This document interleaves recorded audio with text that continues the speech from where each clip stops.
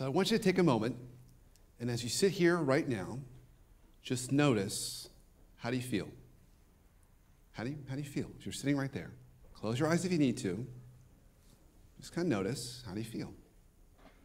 All right, now I want you to take a moment and try and notice, how do your seats mates feel? Okay, so the person to the right of you, how does she feel or how does he feel? The person to the left of you, maybe the person in front of you is giving off kind of a funky vibe, right? The person behind you, how do they feel? No touching is necessary. It's an individual sport, okay? Just notice, how do they feel? We're going to come back to this idea of how we feel and how others feel around us and the implications of that in a minute. But I want to open by telling you a story. So several years ago, I was working with a large nonprofit, and this was an amazing nonprofit. They were doing some incredible work in the world.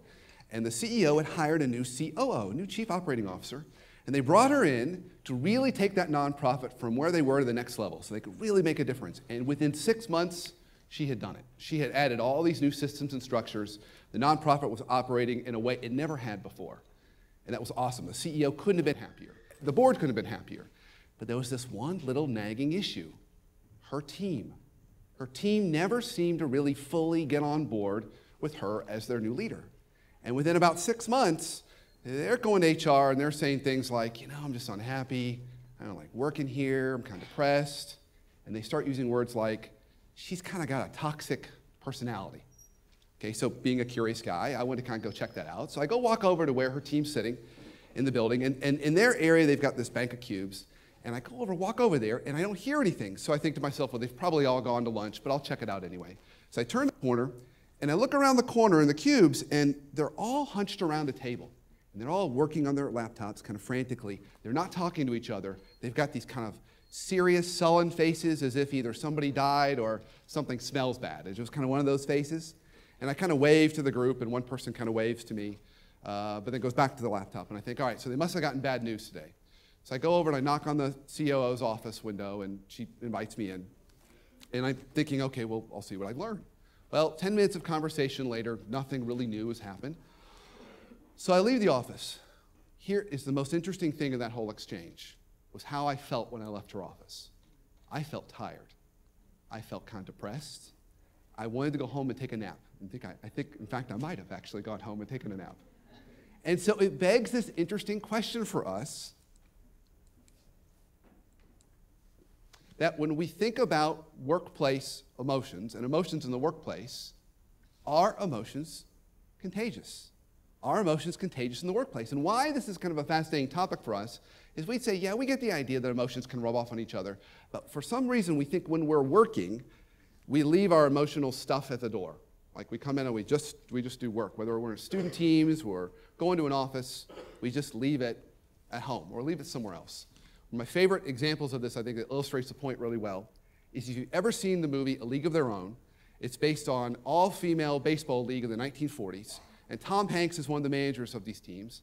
And at one point, one of his players is crying, and Tom goes over to the player, and he says, "There's no crying in baseball. There's no crying in baseball." And I think it really hits this point, well, that when we think about work, we think, no, we're supposed to leave all the emotions at home. And yet, when we talk about colleagues, we often use words that are emotionally charged. We say, oh yeah, she's super positive. He's enthusiastic. She's got this great attitude. Or we flip it. We say, oh, he's toxic. She's cancerous. Or my all-time favorite, he's an emotional vampire. Right? He sticks his fangs in you and sucks you till you're dry. So it really begs this question for us. So what's real around this? Are emotions really contagious in the workplace? Well, the really fascinating thing is this has been a growing body of research over the last 20 years studying this phenomenon. And they've labeled it as emotional contagion. Elaine Hatfield, one of the early researchers in this space, actually said, yes, not only are emotions contagious, but what the trigger point for that is mimicking other people's expressions. So you go into a workplace where everyone's kind of frowning, you'll tend to start frowning too. You go into a workplace where people are happy and upbeat, you'll tend to operate that way too. And that's not new for us as human beings. That starts at a very early age.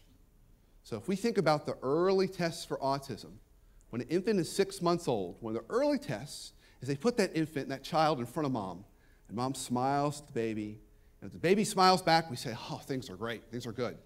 If the baby looks away or doesn't smile, we say, oh, this could be a sign that they're somewhere on the spectrum. Well, now, if we fast forward, we take our infant, we fast forward several decades later, and she's in a workplace and she's working. Well, emotions can be contagious. It can infect her. And the reality is, we don't know what's happening to us. That's the kicker in all this. It's purely unconscious. In many ways, it's almost like a yawn. So we think about this phenomenon of a yawn. Many of you are probably seeing this right now, yawning. I won't take it personally, okay? We see someone yawn, then we yawn too, and then someone sees that yawn and they yawn too. It's like doing the wave in a stadium, right? And in many ways, it's like that, emotions, but there's a difference when we talk about this. Because a yawn is a momentary moment in time. We yawn, we move on. But when we get infected by someone else's emotions, it stays with us. We can carry it through that day. We can carry it home to our families. We can carry it into work the next day and infect new people. It operates a lot more like a virus. And it can be infectious. Now, the good news in this is, unlike our normal associations with viruses that they're always bad, when we talk about emotions, it can actually be an okay thing. So researchers James Fowler and Nicholas Christakis, they found in studying people's social networks that when you had friends and colleagues that were happy, when they studied this infectious sense of happiness, when you had friends or colleagues that were happy, you had a 25% higher likelihood of being happy yourself.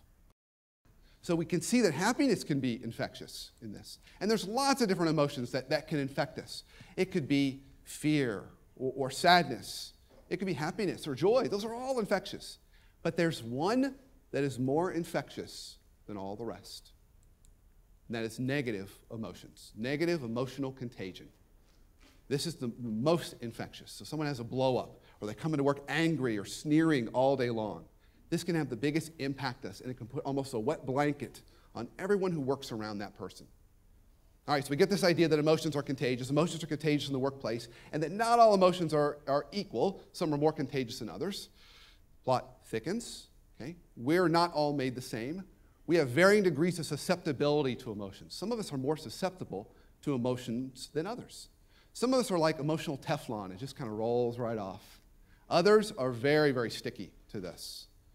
So psychologist William Doherty and his team have put together a 15-point emotional contagion scale to help us identify, all right, well, how susceptible to this are we?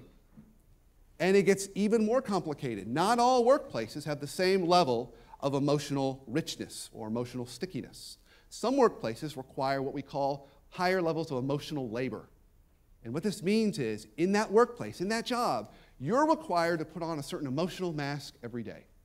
So we think about our folks who work as waiters or waitresses or servers. They're expected to be happy and positive, regardless of how they feel or regardless of what's happened to them that day. People who work in retail, hospitality hotels, amusement parks, airlines, the same kind of emotional labor. And some jobs, it gets even more difficult because the people we serve just don't feel good. And they feel worse every day. Think about nurses who work in hospice settings. The level of emotional labor is exceptionally high. Okay, so one more piece to this puzzle, so we're kind of rounding out this complexity of that system where we work. There's one person who has a greater impact on our emotional well-being than anyone else, and that's the boss. So if this person is coming into work every day sneering, grumpy, unhappy, that's going to put a whole cloud not only over the people who work directly with that person, but that whole culture. However, if that person is positive, upbeat, and optimistic, that can create a more positive kind of light shining through that culture, which again can allow us to infect others. All right, so if we roll all this together, now imagine you're in a job with high levels of emotional labor. You've got to fake it every day. Your boss is like the person behind me, unhappy and kind of cranky. Your coworkers are not particularly thrilled to be there and seem pretty sullen every day. And you're highly susceptible to all of it. Work is going to be pretty tough for you. But that might be just exactly what you need. So let me tell you my story. So when I was 10 years old, my oldest brother, Chris, committed suicide. And that was not only a very difficult time for me and my family, but it was really a kind of turning point for us. Because up until that point, for years, Chris had been putting a lot of negative emotional contagion in my family. He was in and out of jail, actively involved in drugs and alcohol. And so my memories as a little kid was just a lot of yelling and screaming at the nights he was home. My parents yelling and him yelling back. And I remember just being very susceptible to all that. Whether it's my personality or growing up in that, it was very sticky for me. So I remember going up to my room and hiding under my blanket or hiding in my closet just to find a way to get away from that. So about a year after Chris died, I came down with an uncontrollable stutter. I could not speak in public settings at all. So every day before school, and by the way, this was middle school, so middle school was not the best time to have a stutter. I would go into school and I'd practice my B's and my P's. My nightmare was ordering a pepperoni pizza because that never really ever finished. So I went through all that and I made this decision about people. I decided, based on all my history as my brother and my stutter, people were way too messy, way too dysfunctional. I was not going to play. I'm out. So I disconnected from people for pretty much all of high school and all the way through college. Ironically enough, I majored in communications in college. And like most good communication majors, I was unemployed at graduation, wondering what I'm going to do with this degree. And I took a job with a small chain of retail stores. It was family owned, it was privately held. And so I go to work on my first day of work. My boss greets me at the door, and he says, all right, you're going to be the assistant manager of the store. We're really excited to have you here. Your first task before you get started is to go in the back room. And waiting for you in the back room is the current assistant manager of the store. But he doesn't know you're coming. Your job is to go back there and fire him. And then you get his job.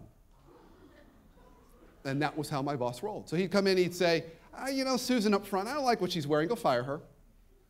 And he created such a level of negative emotional contagion in that workplace that when employees knew he was coming, they would rally together and stage a mass walkout. He'd walk in the door, they'd all walk out the door.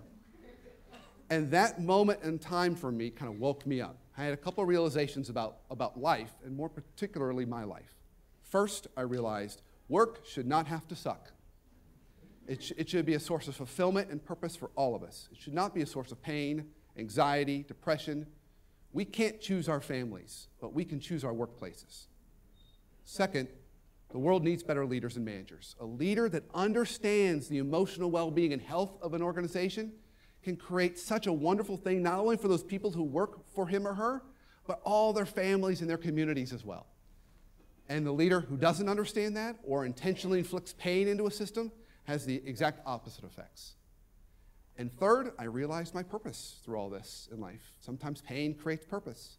I realized my purpose is to eliminate all workplace dysfunction everywhere, forever. I had no realization. I did not understand at the time how much job security that was going to provide me. But today, I'm still on that mission. So what about you?